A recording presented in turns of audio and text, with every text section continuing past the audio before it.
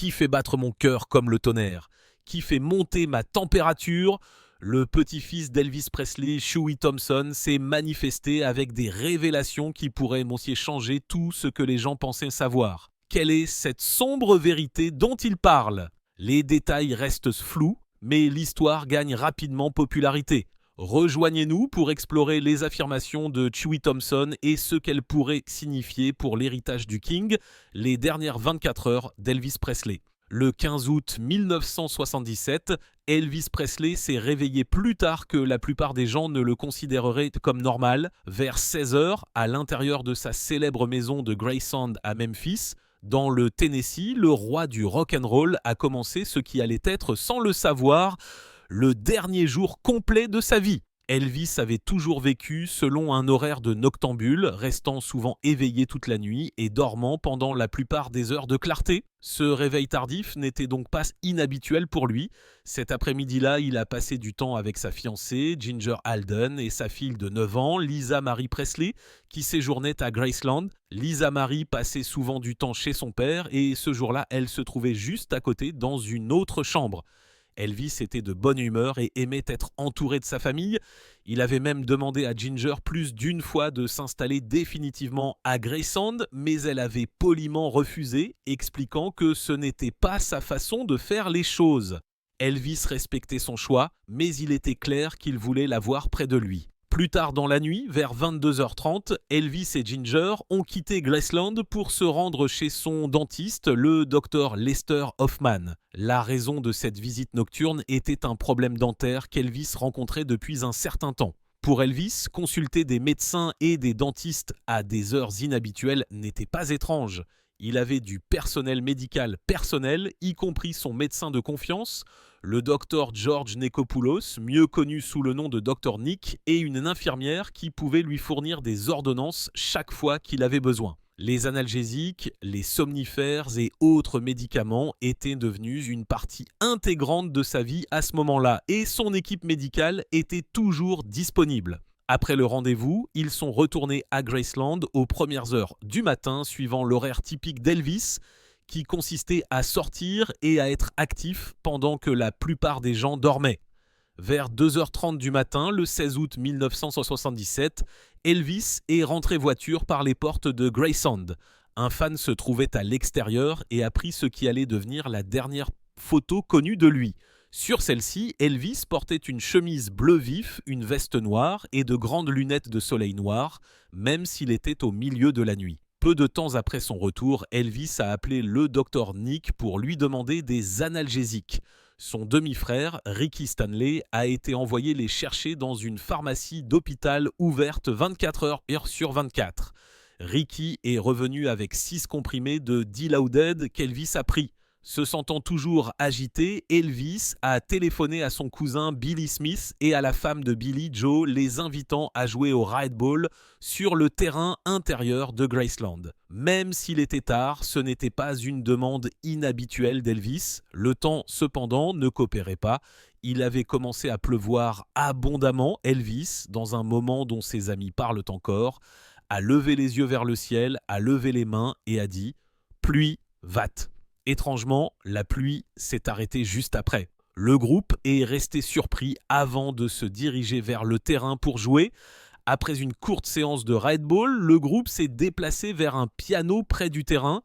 Elvis s'est assis et a joué 2 de ses chansons gospel préférées.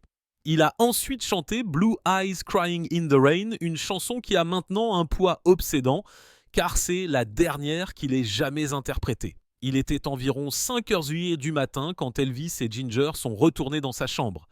Il a pris une série de médicaments sur ordonnance que le Dr Nick avait préparés pour l'aider à dormir. Comme il n'arrivait toujours pas à se reposer, il a pris un 2e paquet de pilules plus tard dans la matinée. À 8h du matin, Elvis était toujours grand ouvert. Il a réclamé plus de médicaments, mais son infirmière, Tish Henley, était réticente à lui donner davantage. Au lieu de cela, elle a transmis une plus petite dose de somnifères par l'intermédiaire de Tante Delta qui vivait à Graceland. C'était la 3e fois qu'Elvis prenait des médicaments quelques heures seulement. Vers 9h30 du matin, Elvis a dit à Ginger qu'il allait dans la salle de bain pour lire. Il a mis un pyjama doré et a emporté avec lui un livre intitulé The Scientific Search for the Face of Jesus de Frank Adams. Ginger lui a dit de ne pas s'endormir là-dedans, inquiète pour sa santé. Ses derniers mots pour elle ont été simples. « Je ne le ferai pas ». Des heures plus tard, vers 14 heures, Ginger s'est réveillée et a remarqué qu'Elvis n'était pas à côté d'elle. Au début, elle n'y a pas prêté attention. Elle s'est habillée, s'est maquillée et a même appelé sa mère pour une petite conversation. Finalement, elle est allée le chercher et quand elle a ouvert la porte de la salle de bain, elle a trouvé Elvis allongé sur le sol. Il ne répondait pas. Au début, Ginger a pensé qu'il était tombé et s'était cogné la tête, mais il est vite devenu évident que quelque chose n'allait pas. Elle a appelé à l'aide. Lisa Marie, encore enfant, a été emmenée immédiatement hors de la zone pour la protéger de ce qui se passait. L'un des employés de la maison, Al Strada, est arrivé rapidement et a essayé d'aider. Une ambulance des pompiers de sentier de Memphis a été appelée à 14h33.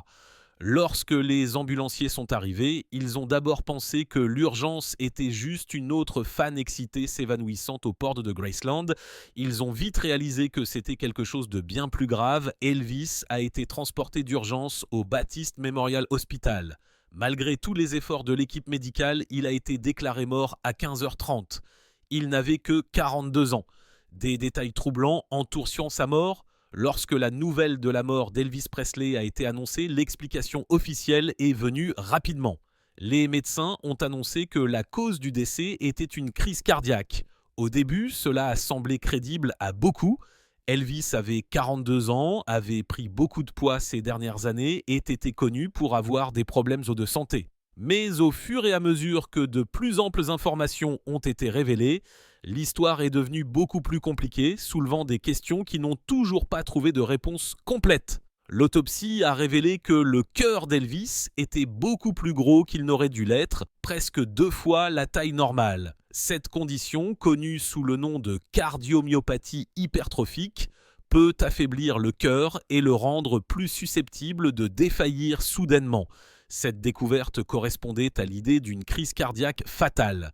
Cependant, le rapport toxicologique a révélé une autre histoire.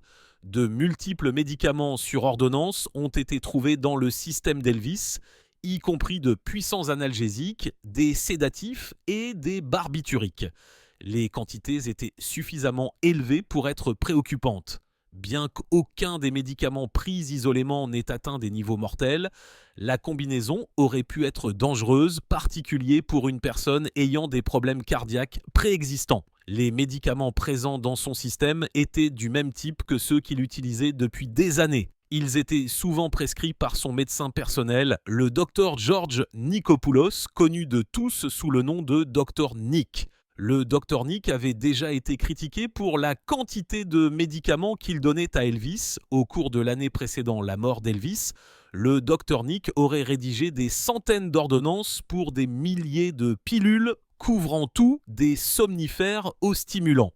Ses partisans affirmaient qu'il essayait seulement d'aider Elvis à fonctionner et à se produire, tandis que ses critiques pensaient que ses actions contribuaient directement au déclin de la santé du chanteur. Les funérailles d'Elvis Presley ont été étonnamment petites et privées compte tenu de son immense célébrité. Seuls les amis proches, les membres de la famille et les invités sélectionnés ont été autorisés à assister au service à l'intérieur de Graceland. Les fans se sont rassemblés à l'extérieur des portes par milliers, mais très peu de personnes ont été autorisées à voir le corps d'Elvis. Un détail qui a alimenté les spéculations pendant des décennies est le cercueil lui-même. Elvis a été enterré dans un cercueil doublé de cuivre qui pesait environ 400 kg.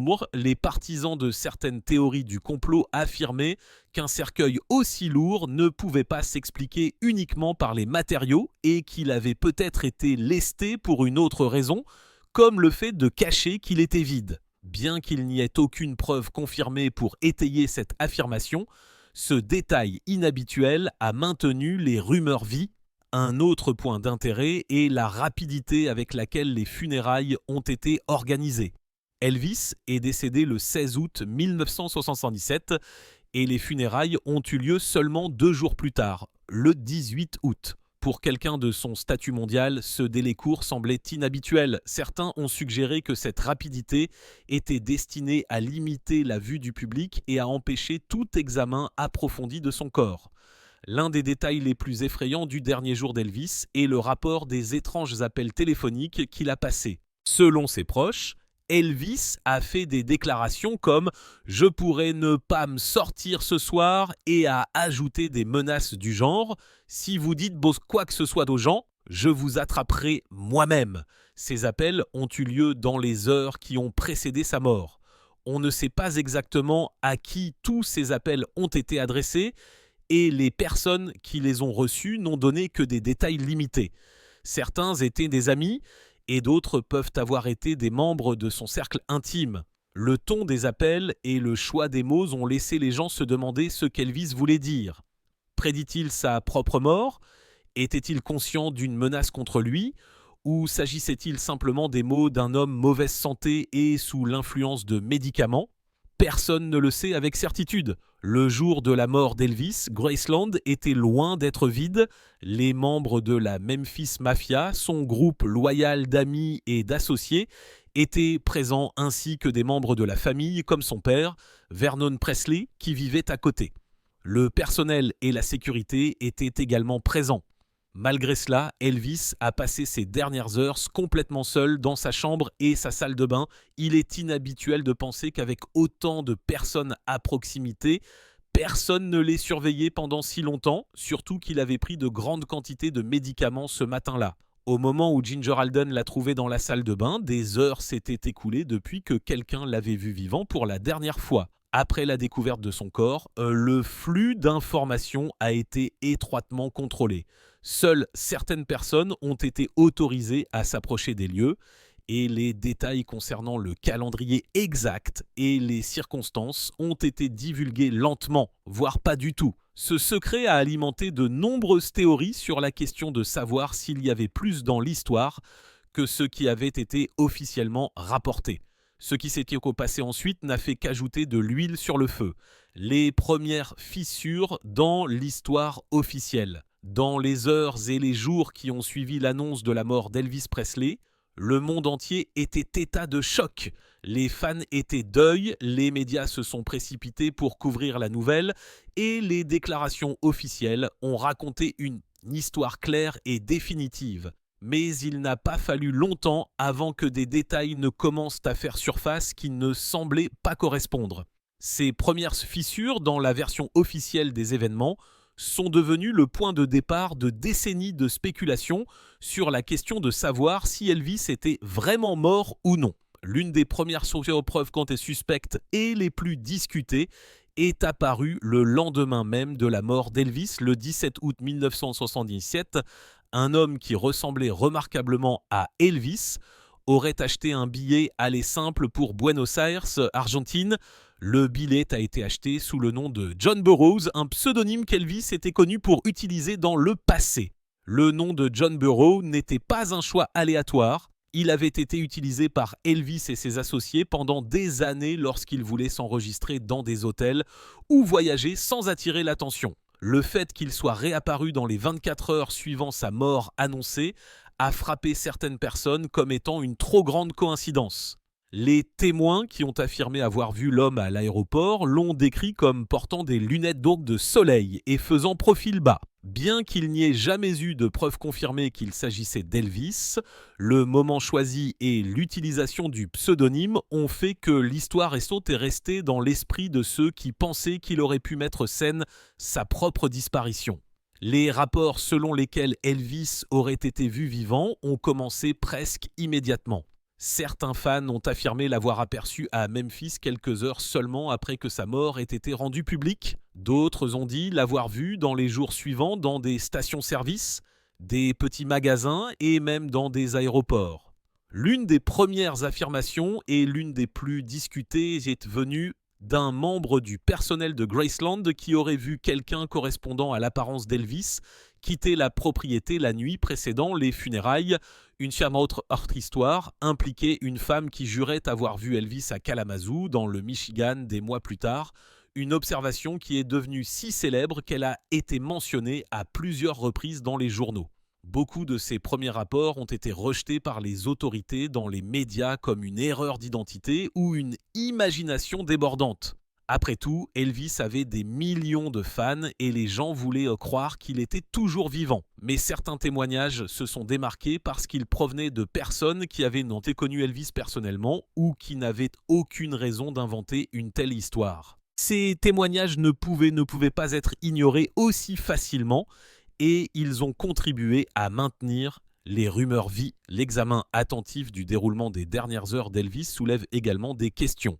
Selon le récit officiel, Ginger Alden a vu Elvis vivant pour la dernière fois vers 9h30 du matin, le 16 août, lorsqu'il lui a dit qu'il allait dans la salle de bain. Elle n'est pas retournée le voir avant environ 14h, lorsqu'elle l'a trouvé inconscient. Cet écart de plus de 4 heures a amené certains à se demander pourquoi personne d'autre dans la maison n'est allé prendre de ses nouvelles, d'autant plus qu'il prenait plusieurs séries de médicaments sur ordonnance depuis le début de la matinée. Avec le personnel, la sécurité et la famille à proximité, il semblait inhabituel qu'Elvis puisse être seul aussi longtemps sans que personne ne s'assure qu'il allait bien. Des questions se posent également sur les quantités exactes de médicaments qu'il a pris et sur qui les lui a fournis. Le Dr Nick avait préparé les paquets initiaux de pilules, mais la 3e série lui a été donnée à contre-cœur par son infirmière, par l'intermédiaire de tante Delta.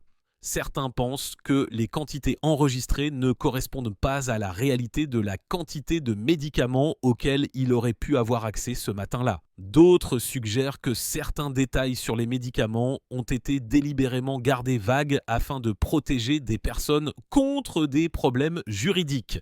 Même au sein de la Memphis Mafia et des membres de la famille, de petites différences dans les souvenirs ont été notées au fil des ans. Dans certaines versions de l'histoire, Elvis a été retrouvé beaucoup plus tôt que ce qui a été officiellement déclaré.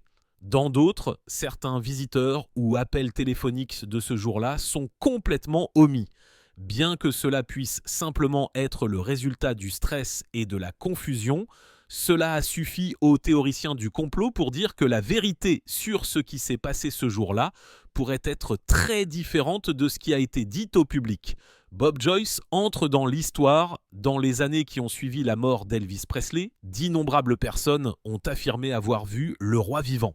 La plupart de ces affirmations se sont estompées avec le temps, mais un homme est resté au centre de sérieuses spéculations. Bob Joyce. Son nom pourrait ne pas signifier grand-chose pour quelqu'un dehors des cercles de complot d'Elvis, mais à l'intérieur, il est l'une des figures les plus discutées. La raison est si simple. Beaucoup pensent que Bob Joyce ait fait Elvis Presley vivant sous une nouvelle identité. Bob Joyce est un chanteur de gospel et un prédicateur basé à Arkansas. Il dirige une congrégation d'église et est connu pour son profond engagement religieux, parlant souvent de sa foi et de l'importance de vivre une vie spirituelle. Il a commencé à apparaître publiquement plusieurs années après la mort d'Elvis 1977, ce qui est l'une des premières choses qui a attiré l'attention des gens. Il n'existe aucun dossier public clair de lui avant cette époque. Ce qui le rend particulièrement intéressant pour les fans d'Elvis, c'est le peu de choses que l'on sait sur sa vie avant qu'il ne devienne prédicateur. Il n'existe aucune photo de lui largement disponible des années précédentes. Et les détails de son parcours sont limités. Pour certains, cette absence est suspecte. Ils affirment que quelqu'un pourrait vivre tranquillement pendant des années s'il évitait intentionnellement l'attention du public, ce qui correspond à la théorie selon laquelle Elvis aurait pu se cacher à la vue de tous. La principale raison pour laquelle Bob Joyce attire autant l'attention est son apparence. Les fans ont comparé des photos de lui à des images d'Elvis dans ces dernières années et les similitudes sont frappantes. Tous deux ont la même mâchoire forte, la même forme des yeux et même un sourire similaire. Un détail que les gens soulignent souvent est le petit espace entre les dents, une caractéristique qu'Elvis avait avant d'obtenir une capsule dentaire lorsqu'il était plus jeune. Bob Joyce a un espace similaire et pour les fans, c'est plus qu'une coïncidence. Les comparaisons de photos côte à côte sont courantes. Les partisans de la théorie soulignent à quel point la structure osseuse correspond, comment leurs sourcils s'arquent de la même manière et comment même leurs expressions faciales peuvent sembler identiques. Les critiques se disent que ces comparaisons sont subjectives et peuvent être influencées par l'éclairage, les angles de caméra ou simplement le pouvoir de la suggestion. Mais pour de nombreux croyants, la ressemblance est trop frappante pour être ignorée. Si l'apparence est convaincante, la voix l'est encore plus.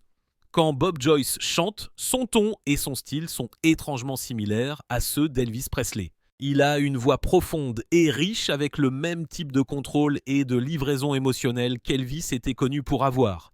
Des clips de Bob Joyce interprétant des chansons gospel ont été largement partagés ligne, souvent avec des commentaires d'auditeurs disant qu'ils avaient l'impression d'entendre Elvis lui-même. Il utilise même certaines des mêmes inflexions vocales et des mêmes schémas de phrasé qu'Elvis affectionnait. Pour certains fans, l'entendre chanter suffit à les convaincre qu'Elvis n'est jamais parti. Cette similitude vocale a alimenté d'innombrables vidéos, publications sur les médias sociaux et interviews où les gens dissectent le son de son chant. Les partisans croient que personne ne pourrait correspondre aussi parfaitement à la voix d'Elvis à moins d'être Elvis. Les sceptiques soutiennent que des imitateurs talentueux existent et que Bob pourrait simplement être l'un d'eux. Pour ajouter à l'intrigue, il y a quelques moments que les croyants du complot décrivent comme des faux pas. Dans un cas, Bob Joyce se serait référé à lui-même comme Elvis lors d'une conversation, puis s'est rapidement corrigé et a ri. Bien que la plupart des personnes présentes dans la pièce l'aient peut-être pris comme une blague, certains l'ont vu comme un moment d'inattention révélant la vérité. Dans d'autres situations, il a évité de répondre directement à certaines questions. Lorsque des gens lui ont demandé carrément s'il était Elvis, ses réponses ont été prudentes, orientant souvent la conversation vers son travail et son ministère ou son message de foi. Cette esquive n'a fait que rendre certains adeptes plus certains qu'il avait quelque chose à cacher. La théorie gagne encore plus de carburant grâce aux liens rapportés entre Bob Joyce et des personnes de la vie d'Elvis. Il y a eu des affirmations selon lesquelles Bob aurait été vu train de passer du temps avec l'une des premières petites amies d'Elvis. Bien qu'aucune photo n'ait été rendue publique pour confirmer cela, la rumeur a largement circulé parmi les partisans du complot. Un autre lien est apparu lorsque Bob Joyce aurait été aperçu aux funérailles de Lisa Marie Presley, la fille d'Elvis. Sa présence là-bas, qu'elle soit confirmée ou non, a été un point de discussion majeur pour les croyants. C'est exactement le genre d'événement auquel Elvis pourrait assister discrètement pour rendre hommage sans révéler son identité. Bob aurait également été vu à Graceland la nuit de Noël, une autre occasion profondément liée à la mémoire d'Elvis. Ces observations rapportées le relient à des lieux et à des personnes qui seraient importants pour Elvis, ce qui renforce la théorie dans l'esprit de ceux qui y croient déjà. Bob Joyce a abordé les rumeurs, mais ses réponses n'ont guère contribué à apaiser le débat. Dans une déclaration publique, il a dit « Je suis Bob Joyce et le serai toujours ». Cependant, il n'a pas dit clairement les mots « Je ne suis pas Elvis Presley ». Pour certains, ce choix délibéré de mots est révélateur. Il a également souligné qu'il n'essayait pas de gagner de la gloire ou de l'argent grâce aux rumeurs. Dans ses déclarations, Bob a décrit une vie modeste, disant que lui et sa femme conduisent de vieilles voitures et vivent dans une maison simple. Il insiste sur le fait qu'il se concentre sur la prédication de l'évangile et l'aide aux gens, et non sur la construction d'une marque personnelle ou sur l'exploitation de la célébrité. La théorie de Bob Joyce est devenue l'une des affirmations les plus persistantes et les plus détaillées dans le monde des histoires de complot d'Elvis. Et ce qui suit dans ce conte ne fait que le rendre plus étrange. La révélation de Chewie Thompson. Chewie Thompson n'est pas un nom connu, mais au sein des cercles de complot d'Elvis, il est devenu une figure importante. Il se présente comme le petit-fils d'Elvis Presley parce qu'il prétend être une lignée familiale non reconnue. Selon Chewie, cette connexion a été gardée privée pendant des décennies, raison de relations familiales compliquées et de la nécessité d'éviter l'attention du public. Il a partagé des histoires qui, selon lui, proviennent directement de membres de sa famille, des détails qui ne font pas partie de l'histoire officielle des Presley. Ces histoires touchent souvent des moments privés de vieilles dynamiques familiales et des vérités coulisses sur la vie d'Elvis. Que les gens le croient ou non, les récits de Chewie ont été largement discutés parmi ceux qui pensent qu'Elvis n'est pas mort en 1977. L'affirmation principale de Chewie est qu'Elvis a simulé sa propre mort, non pas simplement pour se retirer de la célébrité, mais pour échapper à des circonstances dangereuses. Il suggère que dans les dernières années de la carrière publique d'Elvis, il y avait de sérieuses menaces à sa sécurité. Selon Chewy, ces menaces pourraient provenir de personnes puissantes liées à l'industrie du divertissement et peut-être à d'autres domaines d'influence. Il dit qu'Elvis se sentait piégé, incapable de vivre une vie normale et que la pression combinée à l'exposition constante au public l'a laissé dans la peur. Chewy laisse entendre qu'Elvis a eu des conversations privées avec des amis et des membres de sa famille de confiance où il a clairement indiqué qu'il ne pouvait pas continuer à vivre sous les projecteurs. Dans cette version des événements, la mort mise en scène était une évasion soigneusement planifiée, lui donnant la liberté de vivre tranquillement sans craindre d'être ciblé. Chewy relie également directement cette idée à la figure moderne de Bob Joyce, suggérant qu'Elvis a vécu sous cette identité pendant des années. Il dit que les similitudes entre Elvis et Bob ne sont pas une coïncidence, mais font partie d'un plan à long terme visant à rester caché tout continuant à partager sa musique et sa foi avec un public plus petit et plus privé. Chewy ne prétend pas avoir une seule preuve qui règle la question. Au lieu de cela, il pointe vers une combinaison de détails qui, lorsqu'ils sont réunis, selon lui, constituent un argument convaincant. L'une des choses qu'il cite est le nombre d'observations d'Elvis dans les jours, les mois et même les années qui ont suivi août 1977. Celle-ci inclut des affirmations de personnes qui connaissaient Elvis personnellement et qui étaient certaines de l'avoir vu vivant. Il souligne également les anomalies entourant les funérailles d'Elvis, par exemple le cercueil doublé de cuivre inhabituellement lourd, le délai d'exécution rapide entre sa mort et son enterrement, et le petit nombre de personnes autorisées à voir le corps. Chewy suggère que ces décisions étaient intentionnelles, conçues pour limiter l'examen et empêcher quiconque de remarquer que l'homme dans le cercueil n'était peut-être pas Elvis du tout. Bien sûr, l'un des plus grands arguments de Chewy est la similitude physique et vocale entre Elvis et Bob Joyce. Il fait référence à des photos côte à côte, à des clips vidéo de Bob chantant et aux maniérismes qui correspondent à ceux d'Elvis. De son point de vue, ces similitudes sont trop exactes pour être expliquées par le hasard.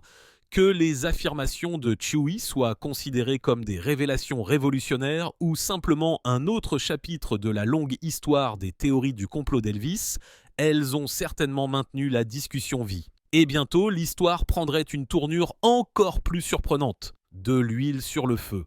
L'un des moments les plus inhabituels qui ont redonné vie aux théories selon lesquelles Elvis est vivant s'est produit dans un endroit très inattendu, un film de Noël populaire appelé « Maman, j'ai raté l'avion ». Dans une scène à l'aéroport, des fans aux yeux d'aigle ont remarqué un homme arrière-plan qui ressemblait beaucoup à un Elvis Presley plus âgé.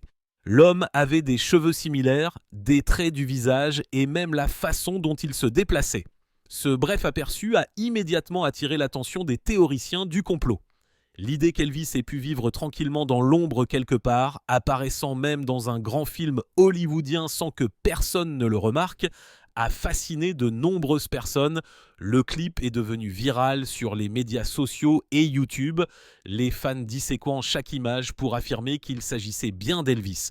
Pour beaucoup, c'était la preuve que le roi n'avait pas disparu, mais qu'il était toujours là, se fondant dans la vie de tous les jours. Un autre élément étrange qui ajoute de l'huile sur le feu concerne l'analyse de l'écriture manuscrite. Au fil des ans, certaines personnes ont étudié des signatures prétendument d'Elvis après 1977. Les comparant à celles d'avant sa mort, elles ont remarqué des différences dans le style, la formation des lettres et le flux général de l'écriture manuscrite. Certains experts affirment que ces différences sont des signes évidents que les signatures ont été falsifiées, ou du moins qu'elles ne proviennent pas d'Elvis lui-même. Ils soutiennent que les changements sont trop importants pour être expliqués par les variations normales de l'écriture d'une personne au fil du temps. Ces conclusions ont été utilisées par les croyants pour suggérer que quelqu'un signait des documents ou des autographes au nom d'Elvis après qu'il ait déjà simulé sa mort. Cependant, d'autres analystes de l'écriture manuscrite ne sont pas d'accord. Ils disent que l'écriture manuscrite peut changer naturellement, raison de l'âge, de la santé ou même de l'humeur. Il souligne que le stress, les médicaments ou les blessures peuvent amener une personne à écrire différemment. Ainsi, le débat se poursuit et les experts restent divisés sur la question de savoir si l'écriture manuscrite prouve quoi que ce soit sur la mort ou la survie d'Elvis. Alors, pourquoi ces théories refusent-elles de mourir même après des décennies ? Une grande partie de cela se résume au lien émotionnel que les fans ont avec Elvis Presley. Il n'était pas seulement un chanteur ou un acteur. Il était un symbole d'une époque, une figure qui a changé la musique et la culture pour toujours. Pour beaucoup de gens, l'idée que quelqu'un d'aussi aimé puisse disparaître à jamais est trop douloureuse à accepter. Croire qu'Elvis est toujours vivant permet aux fans de s'accrocher à l'espoir et de maintenir son esprit vie d'une manière très réelle. C'est une façon de garder le roi près de soi, de croire qu'il a échappé aux pressions et aux problèmes de la célébrité et qu'il vit une vie paisible quelque part.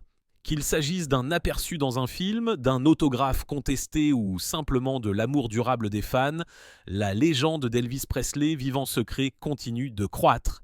Si vous avez aimé cette vidéo et que vous voulez savoir plus sur les secrets surprenants des célébrités et les mystères étranges, n'oubliez pas de cliquer sur le bouton « J'aime », de vous abonner et de sonner la cloche de notification.